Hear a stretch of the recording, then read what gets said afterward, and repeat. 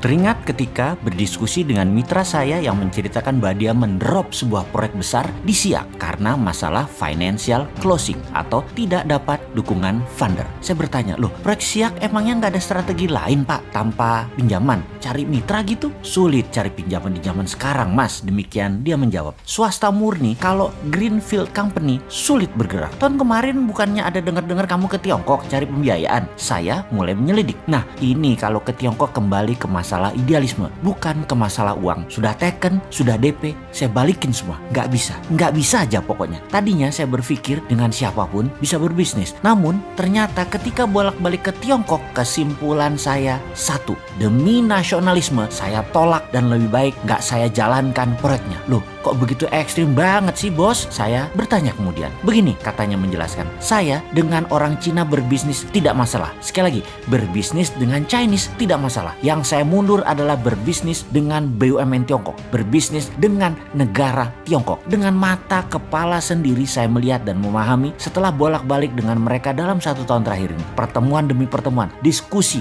dan menyaksikan sendiri apa dan siapa mereka. Tiongkok itu membagi dua secara global bisnisnya. Dalam negeri, swasta yang mengelola, yang bermain kira-kira 80%. Luar negeri, BUMN Tiongkok yang bermain hampir 90%-nya. Pemerintah dukung dana, dukung fasilitas lainnya ke BUMN Tiongkok untuk menggarap luar negeri. Dengan 1,5 miliar manusia di Tiongkok, mereka memerlukan pangan dan kerja buat penduduknya. Tiongkok membuat grand strategi dan policy. China is not a country. China is civilization. China itu bukan negara, tetapi komunitas. Diaspora Cina menguasai seluruh jagat raya. 2-5% di sebuah negara, pasti diaspora Cina berada di sana. Dan bagi mereka, yaitu Tiongkok, melihat mereka semua itu adalah satu civilization yang bisa dimanfaatkan akar budayanya. Lalu saya perhatikan, semua yang kerja di luar Tiongkok, BUMN Cina, semua muda-muda, masih single, paling tua, tidak lebih 35 tahun. Target mereka jelas, karena terucap oleh pemimpin mereka. Mereka itu akan dijadikan diaspora, nggak usah pulang kalau perlu. Single, kawin dengan penduduk lokal, baik Cina diaspora atau pribumi lokal, nggak masalah. Lebih murah bagi mereka, orang-orang itu tidak pulang ke Tiongkok. Targetnya seluruh dunia, setiap negaranya akan dinaikkan diaspora Cinanya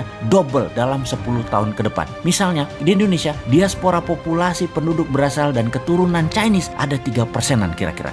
Dalam 10 tahun akan menjadi 6% dari jumlah penduduk. Ini mungkin banyak yang tidak percaya informasi seperti ini. Ini strategi Tiongkok. Ini bagian dari obor One Belt One Road. Yang 3% itu saudara kita. Tapi yang baru itu mesin perang. Dan akan tidak nyaman saudara yang sudah berpaspor hijau dari sejak lama. Namun itulah taktik perang ekonomi dan hybrid war ala Rusia Morishkova 2.0. Strategi ini dipakai Rusia untuk mencaplok Crimea. Negara berdaulat itu diambil Rusia. Dunia hanya bisa diam. Semua orang yang bekerja di BUMN Tiongkok di luar negeri telah mengikuti semacam wajib militer. Mereka terdidik secara militan dan militer. Dengan pengetahuan ini, saya putuskan saya tidak akan berbisnis dengan BUMN Tiongkok. Ini sama saja dengan menjual bangsa, menjual negara, menjual NKRI. Lebih baik proyek saya tidak jalan daripada bangsa Indonesia tergadai. Dan sekarang saya jadi bingung dengan pejabat yang malah memfasilitasi Tiongkok masuk. Lalu